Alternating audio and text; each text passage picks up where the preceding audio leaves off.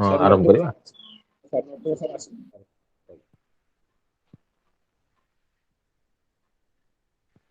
हाँ आरंभ करवा।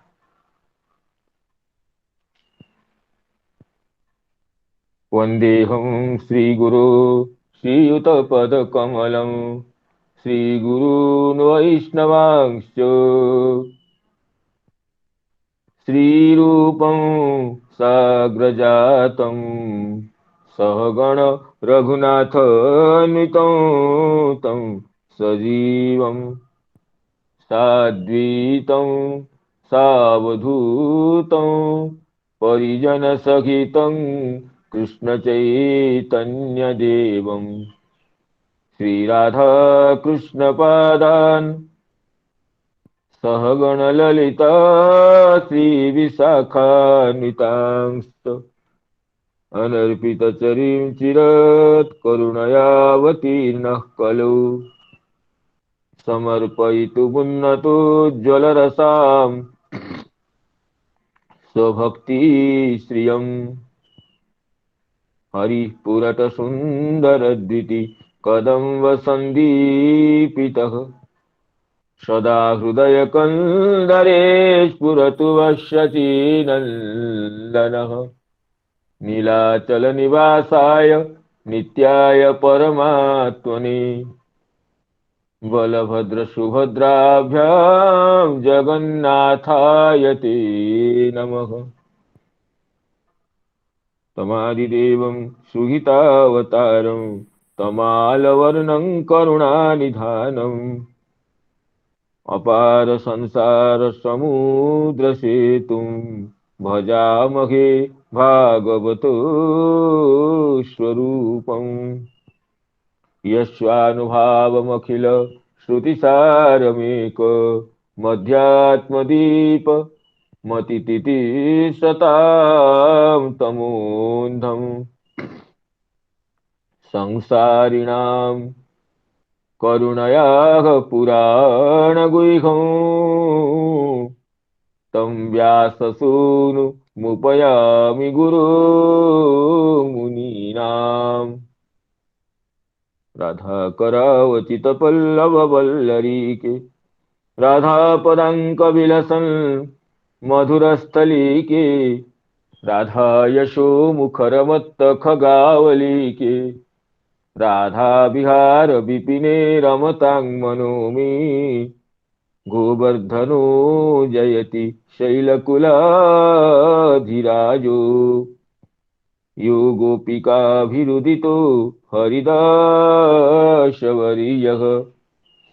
कृष्णेन शक्रमखभङ्गकृता समर्चितो यः सप्ताहमस्य करपद्मतलेऽप्यवात्सीत् जयति तरणिपुत्री धर्मराजस्वसाया कलयति मथुराया सख्यमतीति गङ्गाम्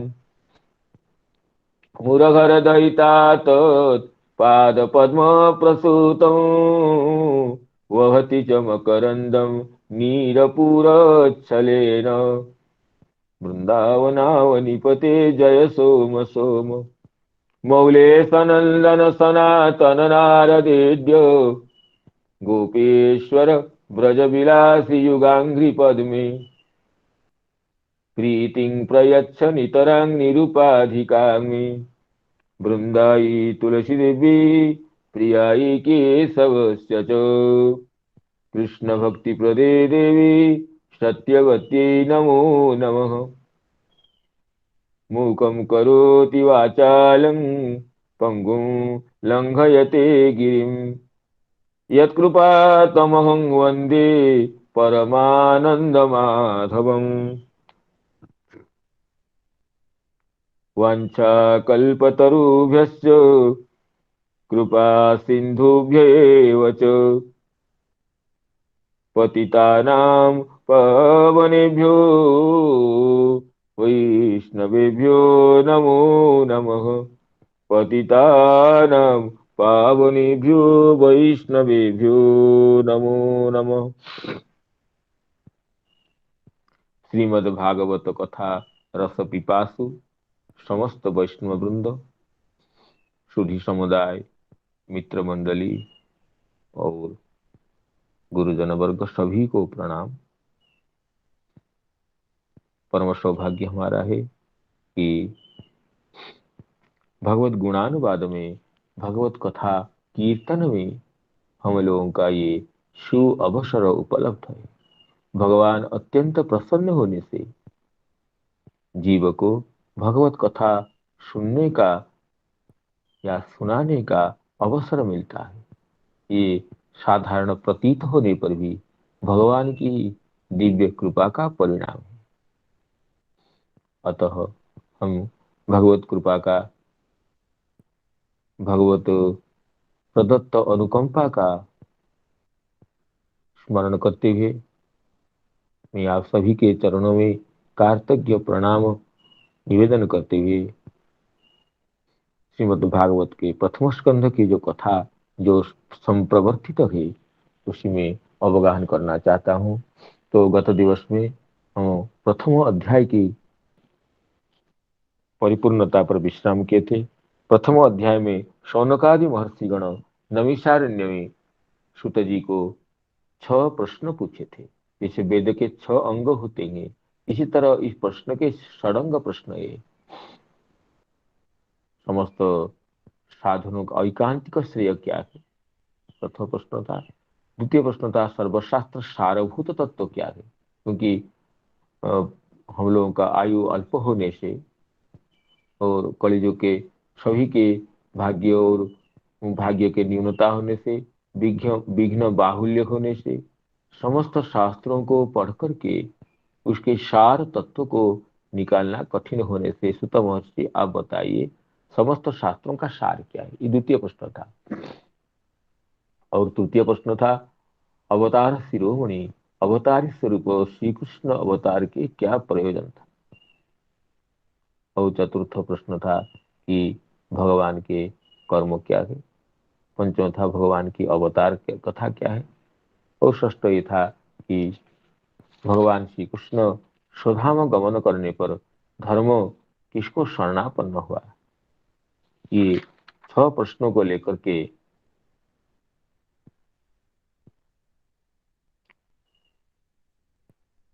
6 प्रश्नों के आधार ये प्रश्न था प्रथम अध्याय का विषय। और प्रथम अध्याय पूर्ण नहीं होने पर सुत महर्षि द्वितीय अध्याय का प्रारंभ करते हैं। तो उसी में हम प्रवेश करते हैं। तो द्वितीय अध्याय व्यास उवाच इति संप्रश्न संहृष्टो विप्राणाम रौमहर्षणि प्रतिपूज्य वचस्तेषां प्रवक्तुमुपचक्रमे इति संप्रश्न संहृष्टो विप्राणां रौमहर्षणिः प्रतिपूज्य वचस्तेषां प्रवक्तुमुपचक्रमे। महर्षि वेदव्यास जी कह रहे हैं इति संप्रश्न संहृष्ट, संप्रश्नेन संहृष्ट। ये शौनकादि मुनियों का प्रश्न कोई ऐसा साधारण प्रश्न नहीं था, सम्यक प्रश्न था, सारभूत प्रश्न था। वही जो यही विषय जिज्ञास्य है कि आगे द्वितीय अध्याय में द्वितीय स्कंध में सुखदेव जी कहेंगे श्रोतव्यादिनी राजेंद्र नृणां सन्ति सहस्रशः अपश्यता आत्मतत्वम गृहेषु गृहमेधिनाम। गृह में रहकर गृहमेधी कर्मों में आसक्त व्यक्तियों के लिए सुनने के लिए तो अनेक विषय है, लेकिन यही विषय श्रोतव्य है कि वस्तुतः श्रोतव्यता श्रवणीयता इसमें है जिसमें भगवान की लीला कथा हो। तो इसलिए संप्रश्न है, जो प्रश्न पूछने वाला भी पवित्र हो जाता है, प्रश्न का उत्तर देने वाला तो पवित्र होता है, और दोनों के जो संग करता है प्रष्टा और वक्ता के बीच में वो पवित्र होता है। तो इसको 10वें स्कंद में कहते हैं कि वासुदेव कथा प्रश्न पुरुषान स्त्रीन पुनाति वक्तारं पृच्छकम श्रोत्रं तत्पाद सलिलं यथा। जिसे भगवती गंगा जी या भगवान के श्री सालग्राम शिलोधक शेक्ता और शिच्यमान और तदुभय संगी तीनों को पवित्र करते हैं। इसी तरह भगवत कथा के जो प्रश्न करता है जो उत्तरदाता है और दोनों के बीच में जो संग करता है, उन तीनों को वासुदेव कथा प्रश्न पुरुषांग स्त्रीन पुनाति वक्तारंग प्रच्छकं श्रोतृन। वक्ता, प्रष्टा और श्रोता। तो ये साधारण प्रश्न नहीं है, भगवत विषय का प्रश्न होने से ये प्रश्न भी ये वक्ता को आह्लादित करता है, प्रश्न पूछने वाला भी प्रसन्न होता है। तो ये सम्यक प्रश्न से संहृष्ट, अतिशय हृष्ट हो गए ये सुत महर्षि। सुत महर्षि तो अवसर ढूंढते रहते हैं, हमें भगवत कथा सुनाने के लिए कहाँ अवसर मिलेगा। तो भगवत कथा विषय का प्रश्न सुन करके सुत महर्षि संहृष्ट, संप्रश्न संहृष्ट, संप्रश्न न संहृष्ट। अगर प्रश्न ये सांसारिक प्रश्न होता तो फिर श्रुत महर्षि तो उससे हृष्ट नहीं होते। संहृष्ट विप्राणाम रोमहर्षणी। प्रश्न किसका था? विप्राणाम, समस्त विप्रों का प्रश्न था। विप्रों के पक्ष से शौनक महर्षि उस प्रश्न को उपस्थापित किए थे। तो रोमहर्षणी, रोमहर्षण जी के पुत्र ये उग्रश्रवा सुत, इनको रोमहर्षणी कहते हैं। रोमहर्षण सुत इनके पिताजी थे, जो महर्षि वेदव्यास के शिष्य थे। और उन्हीं के पुत्र ये उग्रश्रवा सुत जी हैं, इनको रोमहर्षण से अपत्यं पुमान रोमहर्षणी ही, रोमहर्षणी कहते हैं। इससे नाम की व्युत्पत्ति के बारे में आगे चर्चा करेंगे। तो प्रतिपूज्य वचस्तेषाम प्रवक्तुम उपचक्र, तेषांग वचः प्रतिपूज्य, उनकी वाणी को सुत महर्षि अत्यंत आदर दिए। प्रतिपूज्य, क्योंकि गुरु को भी शिष्य के प्रश्न का आदर करना चाहिए, शिष्य के प्रश्न को साधुवाद देना चाहिए कि तुम्हारा प्रश्न यथार्थ है, इस तरह प्रश्न करना चाहिए, इस तरह प्रश्न करने से ही हमारा उत्साह बढ़ता है। इस तरह प्रतिपूज्य अर्थात सर्वथा प्रशंस्य अभिवाद्य प्रवक्तुम उपचक्र में, वो प्रवचन देने के लिए प्रारंभ किए, शुरू किए। ये श्लोक में श्री श्रीधर स्वामी जी देखें क्या कहते हैं। श्रीधर स्वामी जी आरंभ में इस अध्याय का सार कहते हैं। तदेवं प्रथमे अध्याये षट प्रश्नाः मुनिभिः कृताः, द्वितीये तूत्तरंशुत चतुर्णाम आह तिस्वथ। प्रथम अध्याय में मुनियों के द्वारा 6 प्रश्न पूछे गए थे, षट प्रश्न, जिसकी चर्चा आचार्य श्री सेनापति जी और जयकांत प्रभु जी सब विशेष विशद भाव से किए हैं 6 प्रश्नों के बारे में। और द्वितीय द्वितीय तो उत्तम श्रुत चतुर्नाम आह तेष्वथ। उन 6 प्रश्नों से 4 प्रश्नों का उत्तर तो श्रुत जी इसमें संक्षेप से दे देते हैं। ये श्री कृष्णावतार के प्रयोजन और श्रीमद् भागवत तो किसको शरणापन्न हुए, इन दोनों प्रश्नों को छोड़ करके अवशिष्ट प्रश्नों का ये संक्षिप्त उत्तर तो द्वितीय अध्याय में मिल जाता है। इसका विस्तार तो आगे होता रहता है, जिससे संपूर्ण श्रीमद् भागवत ग्रंथ का ही प्रकाश होते हैं, श्रीमद् भागवत का ही अवतरण होते हैं।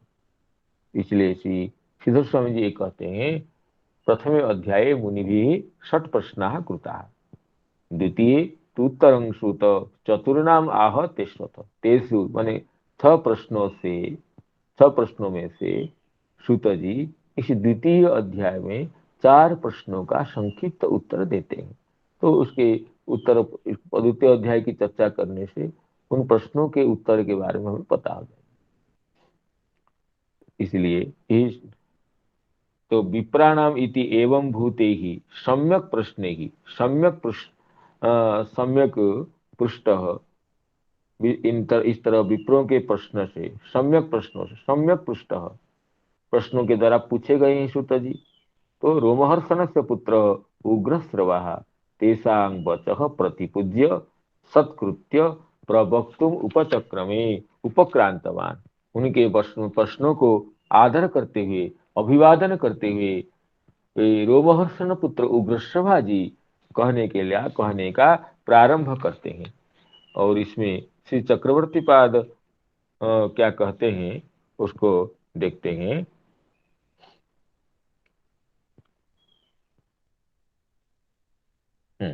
तो ये कहते हैं, चक्रवर्ती पाद इस श्लोक की व्याख्या में ये कहते हैं, अत्र तत्र पुंसांग एकांततः श्रेयः तन्न संस्थितुम अर्हसि इति सर्वशास्त्र सारं ब्रूहि न श्रद्धानानां जेनात्मा संप्रसीदति इति देवक्यां किमर्थं जातः तन्न शुश्रूषमाणानाम् अर्हसि अंगानुवर्णितम् इति तस्य कर्माणि ब्रूहि न श्रद्धानां निलया दधतः कला इति अथाख्याय हरे धीमन अवतार कथा शुभाः ब्रूहि योगेश्वरे कृष्णे धर्म कंग शरणंगत इति षडेव प्रश्न। ये 6 प्रश्नों के जो मुख्य वचन था, मुख्य पंक्ति थी, उसको उद्धार करके कहते हैं ये 6 प्रश्न था। एतत् प्रश्नोत्तराणि एव सप्रसंगानि श्री भागवतम इति विवेचनीय। इन 6 प्रश्नों के उत्तर यथायथ प्रसंगों के साथ जब विवेचना किया गया वही श्रीमद् भागवत है। शौनकादि महर्षियों के 60 प्रश्नों का सविस्तर सप्रसंग उत्तर ही श्रीमद् भागवत, ये कहते हैं चक्रवर्ती पाद। तो द्वितीय अध्याय का प्रारंभ में अध्याय का संक्षिप्त श्लोक देते हैं सार वचन को। द्वितीय तोभिधेया श्री भक्ति ही प्रेमा प्रयोजनम विषयो भगवान अत्र इत्यर्थ त्रय निरूपणम। कहते हैं द्वितीय अध्याय में 3 अर्थों का निरूपण होता है। क्या 3 अर्थ है? अभिधेया श्री भक्ति, अभिधेय भूता, समस्त शास्त्रों के तात्पर्य भूता, कर्तव्य विषयी भूता क्या है, उसको जो तात्पर्य विषय भूत होता है, कर्तव्य विषय होता है, उसको अभिधेय कहते हैं। माने वाच्य क्या है, शास्त्रों का तात्पर्य क्या है, शास्त्र क्या करने के लिए कहते हैं, वो होते अभिधेय। अभिधेय क्या है ना? द्वितीय तो अभिधेया श्री भक्ति ही, भगवत भक्ति ही अभिधेय है, समस्त शास्त्रों का तात्पर्य विषयभूत वक्तव्य है। और प्रेमा प्रयोजनम, तो अभिधेय का अर्थ जो करना चाहते हैं, जो शास्त्र जो करने के लिए कहते हैं, तो उस शास्त्र वचन शास्त्र के जो कर्तव्यतया प्रतिपादित भगवत भक्ति है, उसका प्रयोजन क्या है ना? प्रेमा प्रयोजनम। तो प्रेमा न भगवत प्रेमो, प्रेमन शब्द पुल्लिंग में प्रेमा रूप होता है और नपुंसक लिंग में प्रेम ये रूप होता है, दोनों का अर्थ समान है। तो प्रेमा नाम प्रेम, भगवत प्रेम प्रयोजनम, भगवान का जो दिव्य प्रेम, घनीभूत आनंद स्वरूप रस्यमान जो प्रेम, जो कि आदो श्रद्धा तथा साधु संग तथा भजन क्रिया तथा अनर्थ निवृत्ति तथा निष्ठा अत रुचि अत आसक्ति तथा भाव तथा प्रेमा, जिसमें भाव रसरूपतया आस्वादित होता है भगवत प्रेम, जिस प्रेम के सामने भक्त मुक्ति को भी तिरस्कृत कर देता है, भगवान देने पर भी सालोक्य आदि मुक्ति को स्वीकार नहीं करता है, जो प्रेम ब्रह्मानंद से भी कोटि गुणित होता है आनंद, जिसमें वो प्रेम प्रयोजन है। और विषय भगवान, और विषय क्या है, किसके विषय में प्रेम करना चाहिए, प्रेम किसके लिए करना चाहिए ना? भगवान को प्रेम करना चाहिए। तो शास्त्र अभिधेय है भक्ति, प्रयोजन है प्रेम और विषय है भगवान। इन तीनों तत्वों का ये अर्थत्रयों का निरूपण द्वितीय अध्याय में किया गया है। ये कहने के बाद कहते हैं रोमहर्षण से पुत्र उग्रश्रवा। रोमहर्षणी कहने से रोमहर्षण नंदन उग्रश्रवा का बोध होता है। इस रोमहर्षण शब्द का व्याख्यान श्री वंशीधराचार्य जी अपनी भावार्थ दीपिका प्रकाश में ऐसे कहते हैं कि रोमाणि हर्षयां चक्री श्रोतृणां च स्वभाषणी कर्मणा पठितस्तेन रोमहर्षण संज्ञक। श्रुत जी, वे जो वेद व्यास जी के शिष्य श्रुत जी इसी तरह कथा करते थे। कथा कहने का ऐसे उनका उनकी शैली थी, ऐसे उनका आवेश था कि उनसे कथा सुनने से श्रोताओं का रोम हर्षित होता था, रोम रोम खिल उठता था, रोमांच हो जाता था। रोमांच जो सात्विक भाव है, स्तंभ सूर्य तो रोमांच हो, जो अष्टसात्विक भाव जो है, जो कि स्थायी भाव का है, जो स्थायी भाव जो रसत्वेन आस्वादित तो होता है, उसमें विभाव अनुभाव व्यभिचारी संयोगात रस निष्पत्ति जहाँ कहा गया है, तो अनुभाव अर्थात जो कार्यभूत है उसी का ही एक भेद है सात्विक भाव, उसमें रोमांच तृतीय सात्विक भाव है। स्तंभ स्वेदोथ रोमांच, उसको रोमहर्षण भी कहते हैं। तो जिनके मुख कमल से भगवत कथामृत का आस्वादन करने से श्रोतागणों का रोम हर्षित हो जाता था, श्रोतागण रोमांचित होते थे। वो ये रोम हर्षण है, रोमा रोमाणि हर्षयति इति रोमहर्षणः। रोमाणि हर्षयां चक्रे श्रोतृणां च स्वभाषणे। अपने भाषण से, कथा से श्रोताओं को जो रोमांचित करते थे, श्रोताओं के जो जब रोम रोम खिल उठता था जिनके भाषण से, कर्मणा प्रथितस्तेन रोमहर्षण संज्ञा इति कौर्मोक्ते।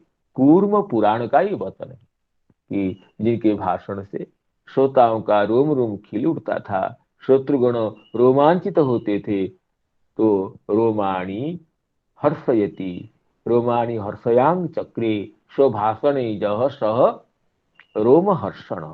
ये महर्षि वेदव्यास जी का शिष्य है, जिनको महर्षि वेदव्यास जी संपूर्ण पुराणों का अध्ययन कराए थे। वेदव्यास जी तो वेदों का विभाग किए, तो विभिन्न वेदों को विभिन्न शिष्यों को अध्यापन कराए, और इसी तरह पुराण का भी जब प्रणयन किए, पुराणों को भी विभिन्न शिष्यों को अध्यापन कराए।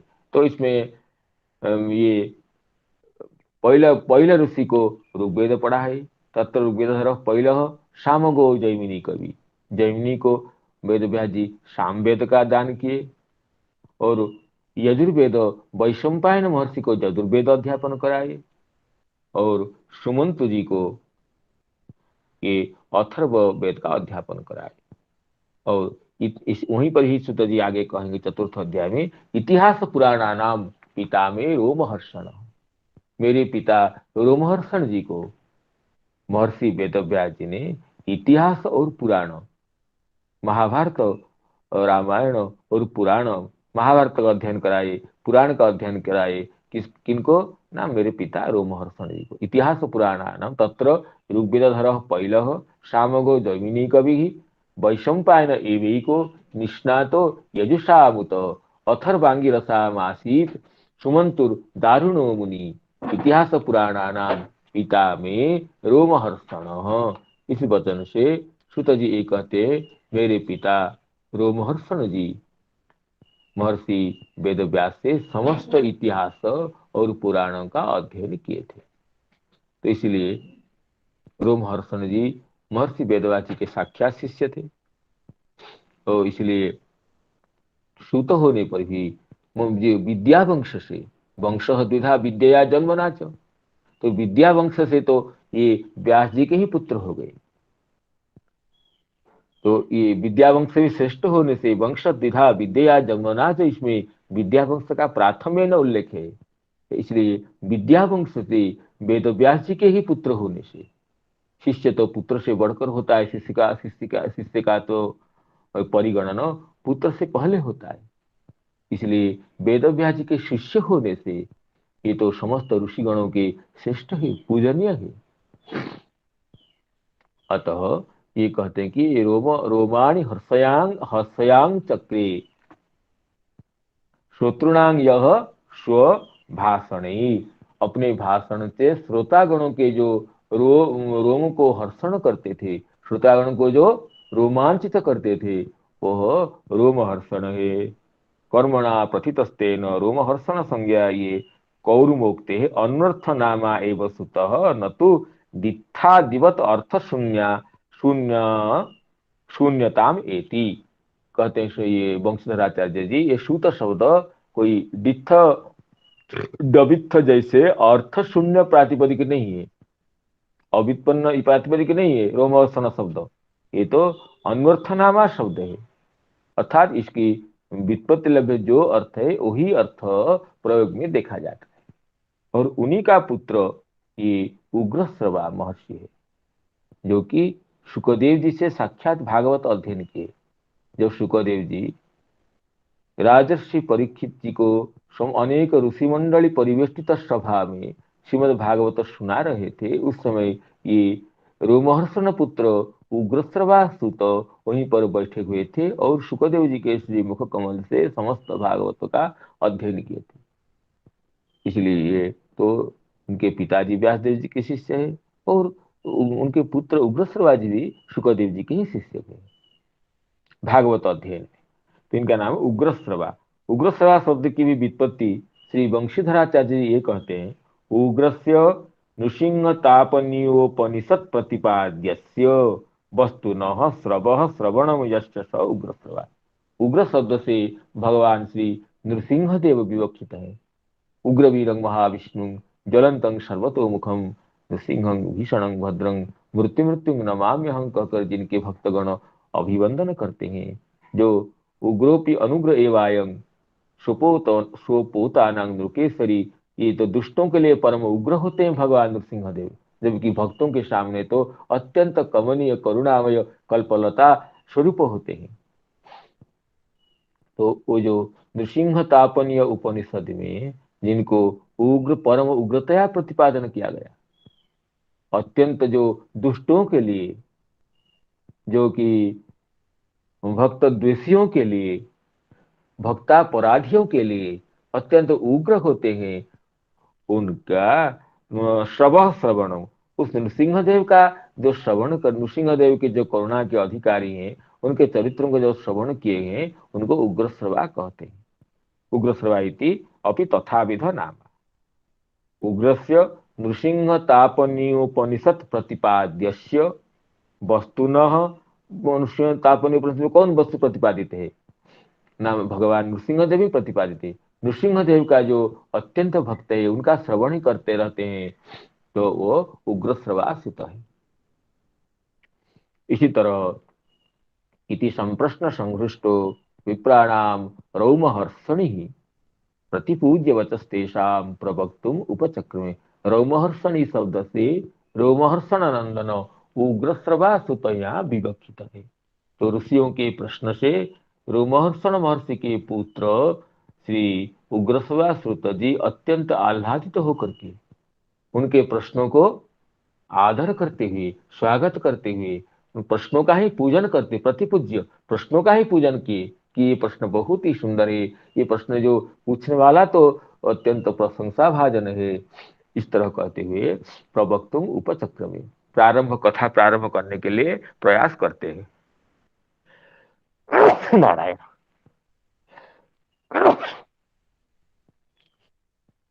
तो कहते हैं सूत उवाच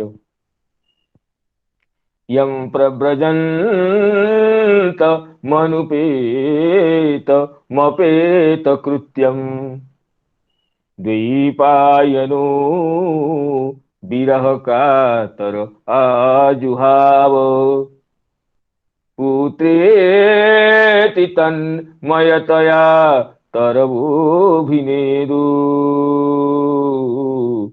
तं सर्वभूत हृदयं मुनिमानतोऽस्मि, तं सर्वभूत हृदयं मुनिमानतोऽस्मि। श्रुत महर्षि ये पहले गुरु वंदना करते हैं। तो सुत उग्रश्रवा सुत जी के गुरुदेव भागवत ज्ञान प्रदाता गुरुदेव श्री सुखदेव जी होने से श्रीमद् भागवत शास्त्र का उनको प्रारंभ करना है, जो या जो कुछ शौनकादि मुनियों का प्रश्नों का उत्तर देना है, तो इसमें श्री गुरु वंदन को प्राथम्य देते हुए सुखदेव जी के वंदना करते हैं। श्री शुद्ध कहते हैं सर्वभूत हृदय मुनिमान, तो समस्त भूतों के हृदय स्वरूप अंतर्जामी स्वरूप श्री मुनिश्रेष्ठ मननशील ऋषियों में जो सर्वश्रेष्ठ है, उन सुखदेव जी को प्रणाम करता हूँ। जो सुखदेव जी गर्भ से प्रकट होते हैं, जम प्रव्रजंतम अनुपेतम अपेत कृत्यम द्वैपायनो विरह कातर आजुहाव। जब प्रकट हुए तब प्रकट होकर के गर्भ से व्यासदेव जी के पत्नी बीटिका जी के गर्भ से जब सुखदेव जी प्रकट होते हैं, तब प्रकट होते ही तुरंत संन्यास लेने के लिए, संन्यास लेकर के वो प्रव्रज्ञा लेकर के चल पड़ते हैं। तो व्यासदेव जी विरह कातर आजुहाव, विरह से कातर होकर के पुत्र पुत्र ये पुकारते हैं। तो तन्मयतया तरवोभिनेदु, सुखदेव जी तो कुछ उत्तर देते नहीं है। सुखदेव जी के पक्ष से वो तरुगण ही उनका उत्तर देते हैं। जो तरुगण से जो प्रतिध्वनि मिलती है, प्रतिध्वनि के बहाने से मानो तरुगण ही उत्तर देते हैं। इस तरह जो तरुगण में प्रविष्ट होकर भी अपने पिता व्यासदेव जी को उत्तर देते हैं, उन शुकदेव जी को सर्वभूत हृदय स्वरूप जो है वो मैं प्रणाम करता हूँ। ये सामान्य अर्थ विचार करने के बाद हम श्री टीकाकार की दृष्टि से अर्थ का आलोचना करेंगे। कहते हैं यम प्रह, श्री श्रीधर स्वामी जी कहते हैं प्रवचन से उपक्रमो नाम गुरुदेवता नमस्कार इति। कहते हैं कोई भी प्रवचन करना है, कुछ कहना है, उससे उपक्रम तो ये होता है कि गुरुदेवता नमस्कार, श्री गुरु जी का नमस्कार और इष्ट देव का नमस्कार। प्रवचन से प्रारंभो नाम प्रवक्तुम उपचक्रमे, नाम प्रवक्तुम प्रारब्धवान, तो प्रवचन से उपक्रमो नाम गुरुदेवता नमस्कार इति तम आह यमिति त्रिभी। तीनों श्लोकों में गुरु और देवता का वंदन करते हैं। यम प्रव्रजंत श्लोक, यश्वानुभावम अखिल और नारायण नमस्कृत, इन तीनों श्लोकों में सुखदेव जी इत्यादि गुरुवंदनों का वंदन करते हैं सूत जी, उग्र श्रवा सूत जी। तत्र स्वगुरोः शुकस्य ऐश्वर्यम तच्चरितेन एव द्योतयन आह।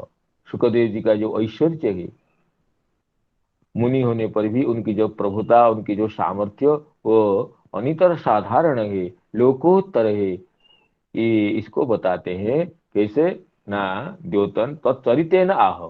सुखदेव जी का जो चरित्र, जो बाल्य से जो चरित्र है, मातृगर्भ से प्रकटन होने से ही जो चरित्र है, उसको प्रकाशित करते हुए कहते हैं यम इति यम प्रव्रजंतम सन्यस्य गच्छन्तम।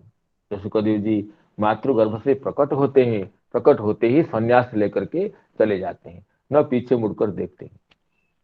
प्रव्रजंतम नाम संन्यस्य गच्छन्तम, संसार को सम्यकतया न्यास करके वो जा रहे हैं।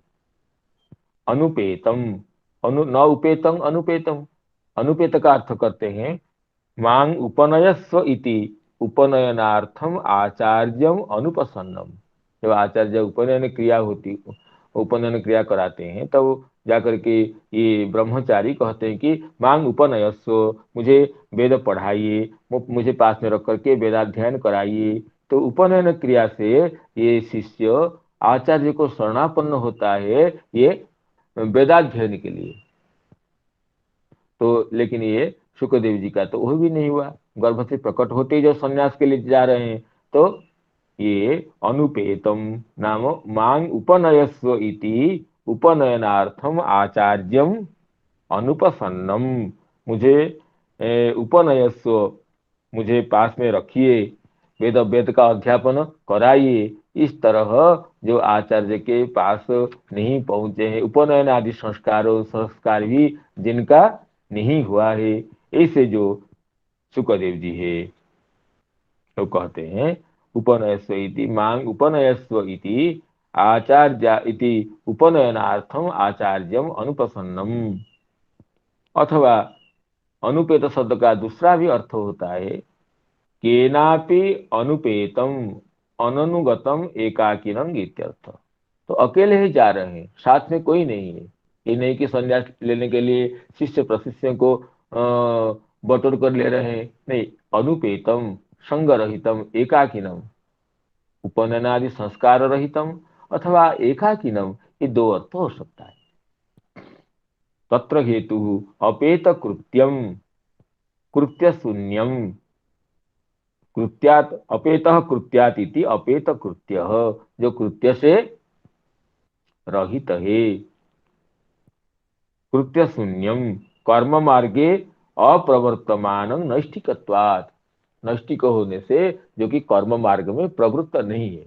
ब्रह्मचर्य के बाद कोई तो गृहस्थाश्रम स्वीकार करते हैं, जो नैष्ठिक होते हैं वो कर्म मार्ग में प्रवृत्त ही नहीं होते हैं, वो सीधे सन्यासी ग्रहण करते हैं। और सुखदेव जी तो गर्भ से प्रकट होते ही ये कर्म को छोड़ दिए हैं, सीधे सन्यास आश्रम में पहुंच गए हैं, पहुंच रहे हैं। तो अपेत कृत्यम, जो जिनके लिए जो समस्त कृत्यों से, कर्तव्य कर्मों से, ये कर्तव्य कर्म को संन्यास कर दिए, छोड़ दिए हैं, कर्म मार्ग में प्रवृत्त होने नहीं हो रहे हैं, जन्म होते ही संन्यास के लिए जा रहे हैं। अपेत कृत्यम द्वैपायनः व्यासः विरह कातरः भीतः इति भीतः तो कौन द्वैपायन जी भीत होकर के, विरह कातर का थे, विरहेण कातर भीत, इतना पुत्र इतने साल बाद प्रकट हुआ। कोई कहते हैं सुखदेव जी 12 साल बाद प्रकट हुए, कोई कहते हैं 16 साल बाद प्रकट हुए। ये सब कथा ब्रह्मवैवर्त पुराण में उल्लिखित है कि सुखदेव जी गर्भ में इतने साल रहे थे और प्रकटित होते ही नहीं थे। सुखदेव जी व्यासदेव जी पुकारते थे, मेरे बेटे प्रकट हुए, क्यों गर्भ से नहीं निकलते हैं? नहीं नहीं, मुझे माया से बहुत डर लगता है। तो फिर कैसे हो तुम ये होगे ना, जो माया के अधिपति है वो अगर खुद कहेंगे तो मैं गर्भ से प्रकट होगा ना, मैं बोलता हूं नहीं नहीं आप बोलने से नहीं होगा। जो माया के अधीश है, जो माया के नियंता है, और वो कहेंगे तब होगा। तो अगत्या वेद व्यास जी उस समय द्वारिका में भगवान श्री कृष्ण ये अवतार लीला का प्रकाश कर रहे थे। तो व्यास देव जी भगवान का स्मरण करते हैं, भगवान द्वारका से आते हैं और भगवान प्रकट होने से सुखदेव जी गर्भ से निकलते हैं। ये कथा पुराण में प्रसिद्ध है। तो इसे जो कि 12 साल तक गर्भ में रहने के बाद भगवान के दर्शन देने से, और भगवान के दर्शन देकर तुम्हें माया स्पर्श नहीं करे, माया तुम्हें स्पर्श नहीं करेगी, ऐसे बोलने से जो गर्भ से प्रकट होते हैं। ऐसे जो सुखदेव जी है, तो इनका तो ऐश्वर्य परम प्रसिद्ध हो गया। इतने साल रहते हैं गर्भ में और भगवान के दर्शन करने से और भगवान के वचन से कि तुम गर्भ से निकल जाओ, तुम माया स्पर्श नहीं करेगा। क्योंकि गर्भ में जो शिशु रहता है, कहते हैं कि जो दिव्य शिशु गर्भ में रहता है, जो कि जिसका ज्ञान लुप्त नहीं हुआ है, ऐसे अनेक शिशु रहते हैं जो महापुरुष शिशु होते हैं, जो पूर्व जन्म के विस्मरण नहीं होता है, लेकिन होने पर भी जैसे ही पृथ्वी को स्पर्श करते हैं तो सब कुछ वो पृथ्वी के ऐसे आकर्षण शक्ति है, ऐसी माया इसमें है कि वो पृथ्वी के स्पर्श होते ही वो संपूर्ण पूर्व जन्मों की स्मृति और ज्ञान इति कर्तव्यता का जो आदर सब ये शिशु भूल जाता है। इसलिए सुखदेव जी भयभीत होकर गर्भ से नहीं निकलते थे। लेकिन भगवान श्री कृष्ण के जो वरदान से तुम गर्भ से प्रकट हो जाओ तो हमारी माया तुम्हें स्पर्श नहीं करेगी, इस वचन से आश्वस्त होकर के सुखदेव जी गर्भ से प्रकट हुए थे।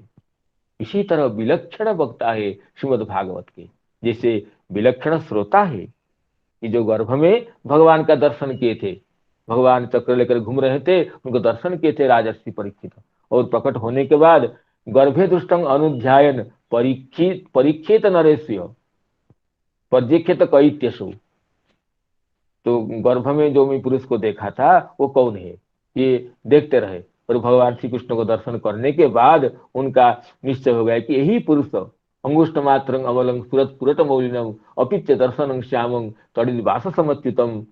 तो इस तरह जो अंगुष्ठ मात्र पुरुष गदा लेकर के तीव्र गदा से घूमते हुए मुझे ब्रह्मास्त्र की ज्वाला से मेरी रक्षा किए थे, वही ये पुरुष वही है, इनका निश्चित हो गया था। तो श्रीमद् भागवत के जो श्रोता है वो गर्भ में भगवान का दर्शन कर चुके हैं। और जो भागवत के वक्ता सुखदेव जी है, वो गर्भ से प्रकट होते ही भगवान का दर्शन करके, और तुम्हें माया स्पर्श नहीं करेगी, भगवत तुम्हें गर्भ से आ जाओ, इसे प्रतिश्रुति के आधार पर जो गर्भ से प्रकट हुए थे, और गर्भ प्रकट होते ही संन्यास के लिए चले जाते हैं। इस तरह विलक्षण वक्ता भागवत के हैं। तो इस भागवत का श्रीमद् भागवत महापुराण का प्रणेता तो व्यासदेव जी हैं और वक्ता सुखदेव जी हैं। तो व्यासदेव जी भगवान के ज्ञानावतार है, और सुखदेव जी भगवान के इसे परम रहस्य वेत्ता है कि जो गर्भ से प्रकट होते ही भगवान का दर्शन करते हैं और संन्यास लेकर तो चले जाते हैं। और जो वक्ता जो श्रोता अभी भागवत के होंगे वो तो गर्भ में ही भगवान का दर्शन कर लिए थे, और प्रकट होने के बाद परिजीक्षित कैत्यसु, जो परीक्षा करने से उनका नाम परीक्षित बन गया। इसी तरह ये कहते हैं कि व्यासदेव जी विरह, लेकिन व्यासदेव जी ऐसे दिव्य पुत्र के वनगमन से विरह से कातर हो जाते हैं। ये व्यासदेव जी का कोई लौकिक मोह नहीं है। कहेंगे व्यासदेव जी तो इतने बड़े ज्ञानी है, वो क्यों विरह कातर होते हैं? जब सबके व्यासदेव जी कहते हैं संसार का जो संबंध मिथ्या है, ये व्यासदेव जी का पुत्र है तो मोह नहीं है। सुखदेव जैसे परम भागवत है, परम भगवत स्वरूप जो भक्त है, तो भक्त संग विच्युति रूप दुख से सुखदेव जी विरह कातर होते हैं। तो इसलिए कहते हैं सुखदेव जी का जो विरह, आगे चक्रोत्पाद भी स्पष्ट करते हैं कहीं कि जो सुखदेव जी के विरह से जो व्यासदेव जी ये कातर होते हैं, ये पुत्र विच्छेद जन्य दुख, कोई लौकिक दुख से कातर नहीं होते हैं। सुखदेव जी ये भगवत स्वरूप है, परम भागवत है, परम भगवत रसास्वादी भक्त है। तो वो उसी के विरह को, अर्थात भक्त विरह जन्य दुख से दुखी होते हैं व्यासदेव जी, न कोई पुत्र विच्छेद जन्य दुख से दुखी होते हैं। तो विरह कातर सुखदेव जैसे परम ब्रह्मनिष्ठ भगवत प्राप्त ये पुत्र के ये विरह से कातर होकर के वेद व्यास जी पुत्र पुत्र इति आजुहाव, प्लुतेन आजुहाव, इसको संबोधन करते हैं। तो उसमें अंत्य वर्ण प्लुत होता है, व्याकरण का नियम है। दुराधुते च पुत्र पुत्र पुत्र, तो त्रिमात्र वर्ण हो जाता है। तो प्लुत करके उच्चारण किए। आहुतवान पुत्रेति, कहते हैं अब प्लुत होने संधि नहीं होना चाहिए। जब प्लुत हो जाता है, प्लुत प्रगृह अतिनित्यम जो सूत्र है व्याकरण का, उससे फिर पुत्र इति ये संधि नहीं होना चाहिए। लेकिन यहाँ संधि हुई है, ये संधि आर्ष है। तो इसमें श्री वंशीधराचार्य जी ये कहते हैं, एक सूत्र और है, अप्लुतवत उपस्थिते। उपस्थित रहने पर प्लुत अप्लुतवत होता है। उपस्थित का अर्थ करते हैं कि अनार्थ इति करण उपस्थित, जो अवैदिक इति शब्द को उपस्थित कहते हैं। ये उपस्थित एक पारिभाषिक शब्द है। अनार्थ इति करण उपस्थित, तस्मिन् परे प्लुतवपि अप्लुतवत् स्यात्। अवैदिक इति शब्द को कहते हैं कि ये उपस्थित है। तो यहाँ पर तो उससे अप्लुतवत होने से संधि हो सकती है। क्यों कहे कि ये आर्ष ना, श्रीमद् भागवत भागवत साक्षात वेद स्वरूप है। ये अनार्ष इतिकरण तो उपस्थित होता है, ये तो आर्ष है, वेद स्वरूप है। तो इसलिए अप्लुतवत उपस्थिति इस सूत्र की यहाँ प्रवृत्ति नहीं है, क्योंकि ये वैदिक इति शब्द है। श्री वंशीधराचार्य का वचन है कि अप्लुतवत उपस्थित सूत्र इति शब्द प्लुत अप्लुतवत इत्यत्र अवैदिक इति शब्द गृहीत। अस्य शास्त्रस्य साक्षात् वेदरूपत्वात् अत्र अप्लुतत्वं न भवति, किंतु प्लुतत्वम एव इति अभिप्रेत्य स्वामी चरणे व्याख्यातं संधि आर्षः।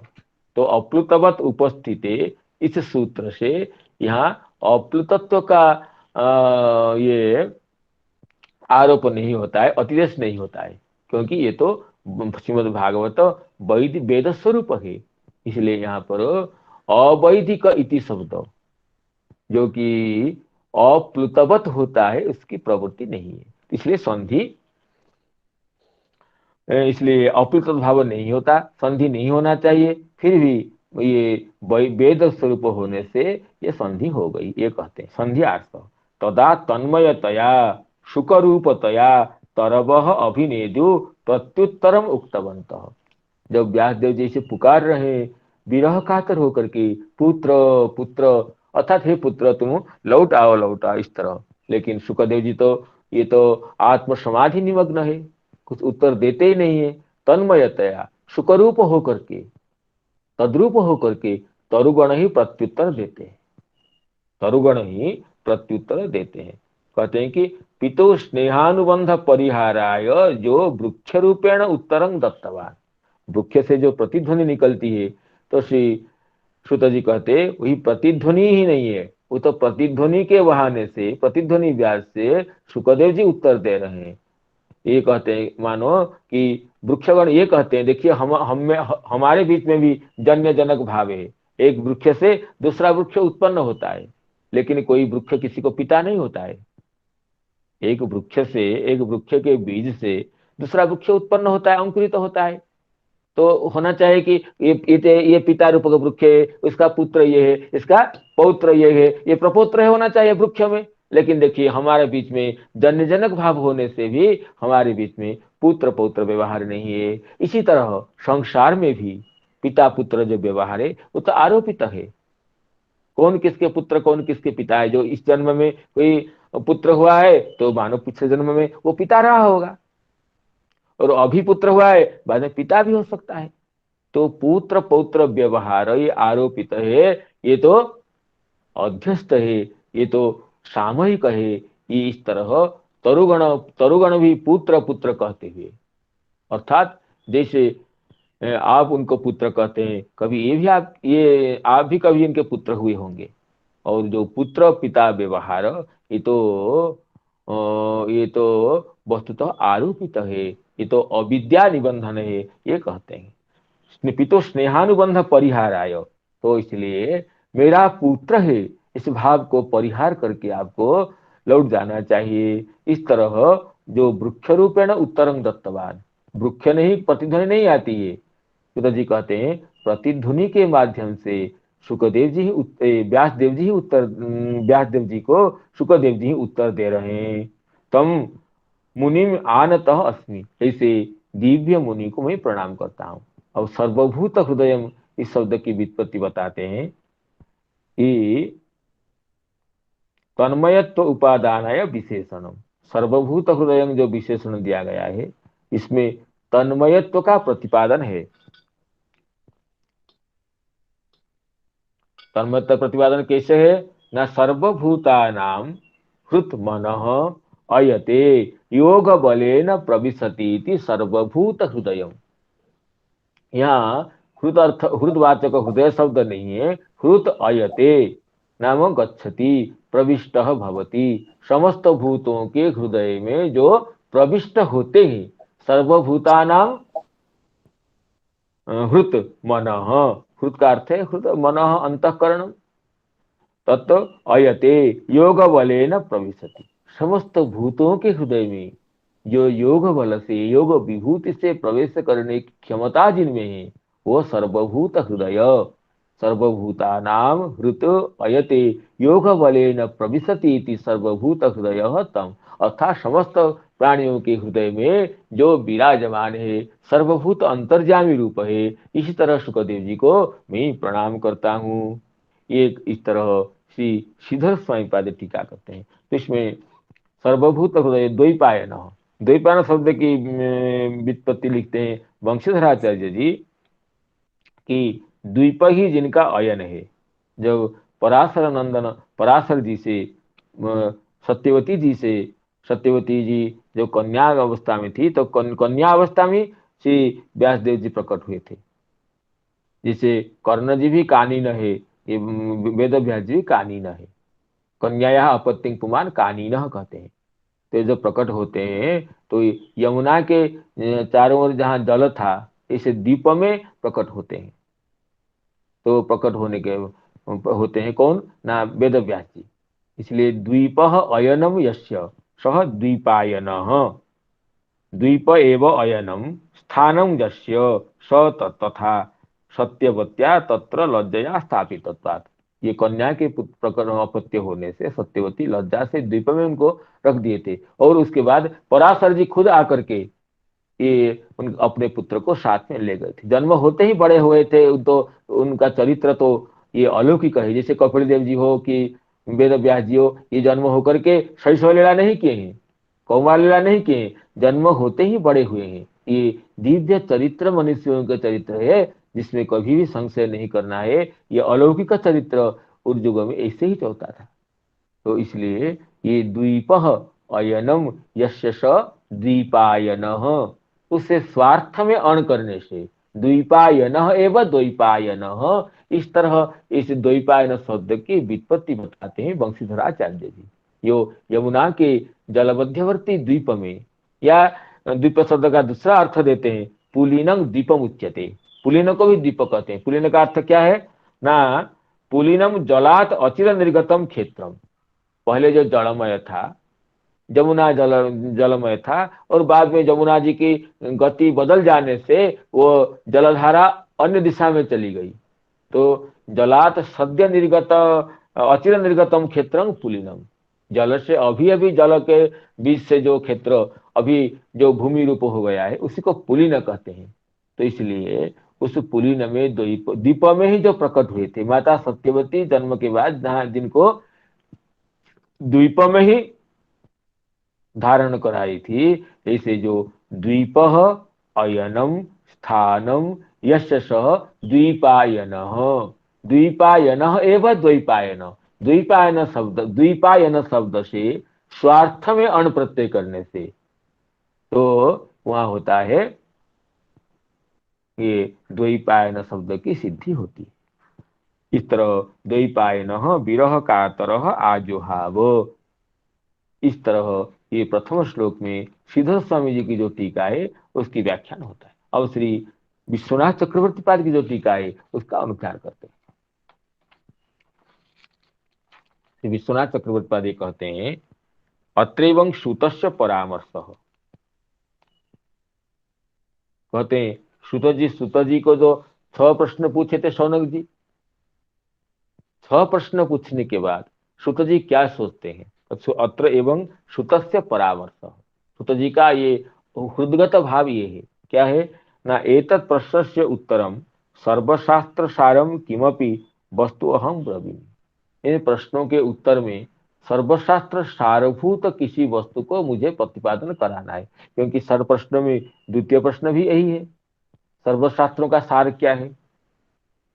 तेन चेत ऐसा आत्मा न प्रसीदेत तर्हि किं भविष्यति, लेकिन ऐसे भी बताए हैं कि सर्वशास्त्र सार बताइए जिसके सुनने से हमारी आत्मा प्रसन्न हो जाए, हमारा आत्मा खिल उठे, तो मैं सर्वशास्त्रों का सार तो बोल दूं, लेकिन उससे अगर इनकी आत्मा प्रसन्न नहीं हुई तो फिर मेरा तो उत्तर अयथार्थ हो जाएगा।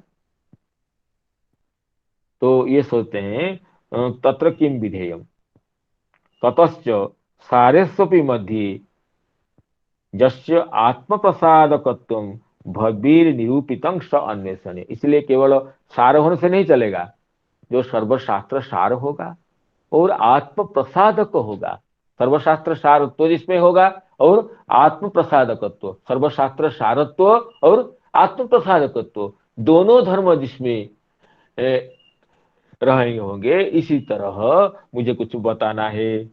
तत्रापि केशांचिन मते सांख्यस्यैव केशांचिन मते मीमांसादेः केशांचित उपनिषदाम एव केशांचित तदर्थ तात्पर्य निर्णायकानां वेदांत सूत्राणाम एव आत्म प्रसादकत्वं अस्ति यद्यपि तदपि न तत् प्रत्येतव्य, कहते सर्वशास्त्र सार भूत तत्व क्या है, जो आत्म प्रसादक है, इसमें नाना मतभेद है, मत वैविध्य है, मतों की विविधता है। कहते कुछ लोग सांख्य सांख्य को ही सार बताते हैं, सांख्य का जो प्रकृति पुरुष विवेक होने से जटी, चाहे जटी हो चाहे मुंडी हो चाहे सिखी हो, ये मुक्त हो जाता है, जो प्रकृति मूल प्रकृति और चतुर्विंश तत्वों को जान लेने से। कुछ सांख्य को सार बताते हैं, केशांचिन मीमांसा दे, कुछ तो मीमांसा को ही सार बताते हैं, जिसे ये यज्ञ याग आदि का अनुष्ठान होता है उसको सार बताते हैं। केशांचित उपनिषदाम एवं, कुछ तो उपनिषद को ही, वेद के जो अंतिम भाग उपनिषद उसी को सार बताते हैं, और कुछ तो उपनिषद सार निर्णायक वेदांत सूत्रों को, अथा तो ब्रह्म जिज्ञासा जन्माद्यस्य जतः इत्यादि वेदांत सूत्रों को ही सार बताते हैं। यद्यपि तदपि न तत् प्रत्येतव्यम, कहते फिर भी इसमें मेरी प्रतीति नहीं होती है, यही सर्वशास्त्र सार है, इसके प्रतिपादन से अवश्य ही चित्त प्रसन्न हो जाएगा। इसी तरह दृढ़तया मुझे विश्वास नहीं है, सुत जी सोचते हैं अंतर में, मैं किसको क्या बताऊं, कुछ तो सांख्य को कहते हैं सर्वशास्त्र सार आत्म साधक रूप सार, कुछ तो मीमांसा को कहते हैं, और कुछ व्यक्ति ये उपनिषद को कहते हैं, और कुछ उपनिषद सार निर्णायक वेदांत सूत्रों को सर्वशास्त्र सारभूत आत्म प्रसादक तत्व कहते हैं। फिर भी उसमें मेरी प्रतीति नहीं होती है, मेरा विश्वास नहीं होता, क्यों, तदपि न तत्प्रतीतव्यम तेषामपि मुख्यस्य तत्त सर्वमत विदुषोपि कृत वेदांत सूत्रस्य श्रीकृष्ण द्वैपायनस्यापि चित्त अप्रसाद दृष्टे, कहते देखिए ये तो प्रसिद्ध है ही, समस्त शास्त्रों के रचयिता, समस्त पुराणों के प्रणेता, वेदांत सूत्रों के जो लेखक महर्षि वेदव्यास, वो उनके सर्वमत विदुषः अपि, समस्त मतों को जानते हैं वेद व्यास जी, जो कि वेद व्यास जी अचतुर्वदनो ब्रह्मा दिवाहुरपरो हरि अभाल लोचन शंभु व्यास तो व्यास जी तो ये तीनों देवों के स्वरूप है, जो कि अध्यात्म दीप को प्रज्वालित करते हुए संपूर्ण ये भारत वर्ष को ही आलोकित कर दिए। ऐसे वेद व्यास जी तो कोई सामान्य व्यक्ति नहीं है, लेकिन वेद व्यास जी के भी देखते हैं कि वो संपूर्ण वेदों के विभाग करने के बाद भी, पुराणों के प्रणयन करने के बाद भी, महाभारत रचना के बाद भी उनके चित्त प्रसन्न नहीं होता है।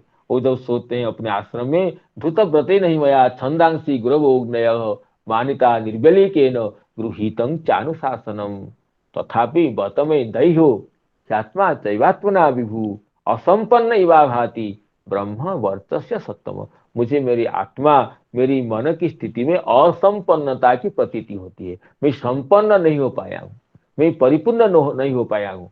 मैं तो अग्नियों की पूजा में कहीं कमी नहीं रखी, और मैं व्रत का पालन तो कठोर भाव से किया हूं।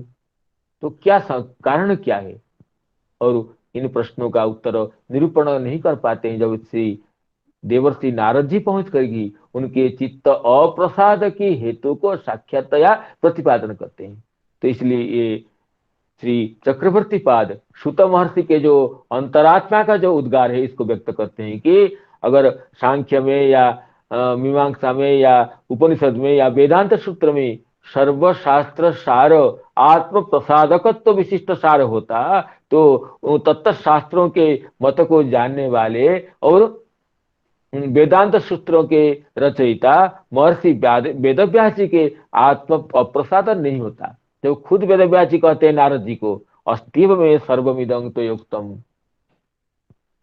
तथापि नात्मा परितुष्यते में। आपने हे देवर से आपने जो जो बताया समस्त विद्या में निपुण हो, फिर भी मेरी आत्मा में, मेरी अंतःकरण में प्रसन्नता, पूर्ण प्रसन्नता, पूर्ण तृप्ति, कृतकृत्यता जिसको कहते हैं, वो कृतकृत्यता, पूर्णता, प्रसन्नता वो नहीं आ रही है।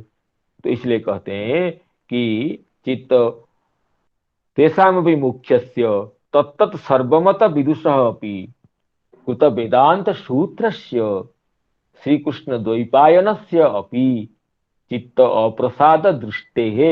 उनके भी चित्त अप्रसाद हुआ, ये देखा गया है। चित्त अप्रसाद दृष्टे है, चित्त अप्रसाद से दर्शनात्। जब महर्षि वेदव्यास समस्त सांख्य मत, मीमांसा विज्ञान और उपनिषद तत्व, उपनिषद रहस्य को जानते थे, खुद वेदांत शास्त्र सूत्रों का प्रणयन किए हैं, उन्हीं को भी तो चित्त अप्रसन्न होता है। मैं अगर ये शौनकादि मुनियों को इससे किसी का भी प्रवचन करूंगा और इससे इनका चित्त प्रसन्न हो जाएगा, ऐसे मुझे प्रतीति नहीं आ रही है। अतः ततश्च यदाविर्भावेन तस्यापि आत्मा प्रसीदति स्म परीक्षिन् महासदसि तस्थुषामेव तेषां सर्वसारवादिनां महाज्योतिषां अग्रे एव परीक्षया उत्तीर्णं शुद्धं जाम्बूनदमिव आत्मप्रसादकत्वे निर्विवादमेव स्थिरं व्यराजत तदेव श्री भागवतम मम वक्तव्यम अभूत। कहते इसलिए जिस दिव्य ग्रंथ को, दिव्य शास्त्र को प्रकटन करने के बाद महर्षि वेदव्यास जी भी कृतकृत्य हो गए। समाधि में जिसका, जिस दिव्य तत्व का साक्षात्कार करने से, जिस शास्त्र को प्रकटन करने से वेदव्यास जी भी तृप्ति का अनुभव करते हैं, कृतकृत्य होते हैं। ये कहते हैं कि सप्तम अध्याय में नारद जी के उपदेश के बाद जब वेदव्यास जी समाधिस्थ होते हैं, भक्ति योगे न मनसी सम्यक प्रणिहिते मले अपश्यत पुरुषम पूर्वम मायांच तदपाश्रयाम जया सम्मोहितो जीव आत्मान त्रिगुणात्मकम परोपि मनुते नर्थम तत्कृतम चाभिपद्यते अनर्थोपशमं साक्षात भक्ति योगं अधोक्षजे लोकस्या जानतो विद्वान चक्रे शाश्वत संहिता। फिर शास्त्र संहिता, इसका अपर नाम श्रीमद् भागवत है।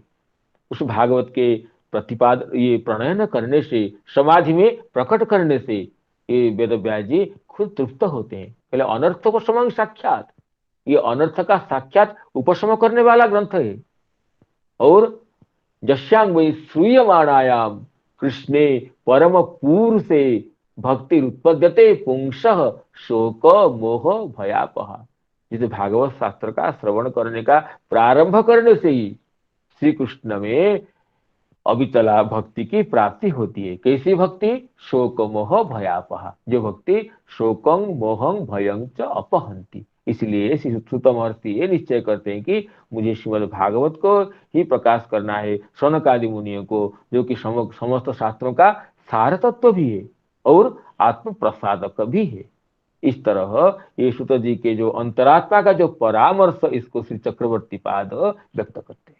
इस तरह अभी समय की सीमा को देखते हुए मैं अपनी वाणी को विराम देना चाहता हूँ। आप सभी के चरण कमलों में प्रणत होते हुए, तो मेरी यही कहीं त्रुटि व अपराध हो उसे क्षमा याचना करते हुए इस श्लोक को पुनः उच्चारण करते हुए आज वाणी को विराम देता हूँ।